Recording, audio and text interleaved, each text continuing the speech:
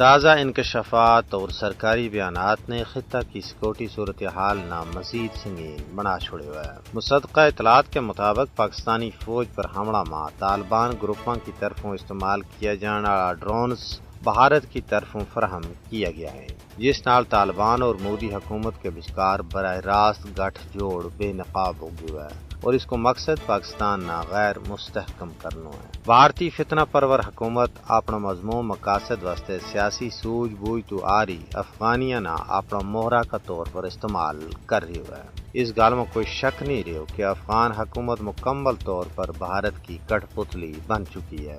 یہ معاملہ نہ صرف دو طرفہ کشیدگی نہ بدان آڑوا ہے بلکہ علاقائی امن واسطے بھی ایک مجھ پارو خطرہ بن سکتا ہے۔ پاکستانی وزیر دفاع خواجہ آصف اوران کا بیانات اس امر کی نشاندہی کریں کہ پاکستان اس صورتحال نہ محض سرحدی جھڑپ نہیں بلکہ ایک منظم پراکسی حکمت عملی کا طور پر ایر رہا ہے۔ انہوں کو کہنا ہے کہ افغان سرزمین پاکستان کے خلاف استعمال ہو رہی ہے اور یہ صورتحال دو گمانڈی ملکوں کا تعلقات میں سخت تناؤ کو باعث بن سکے ہے۔ ہوں جڑا قندھار میں بھارتی انسٹرکٹرز کی موجودگی اور عسکری معاونت کا شواہد سامنے آیا ہے تو یہ اقدام خطہ میں پراکسی وار کا خدشات نہ مزید تقویت ہے۔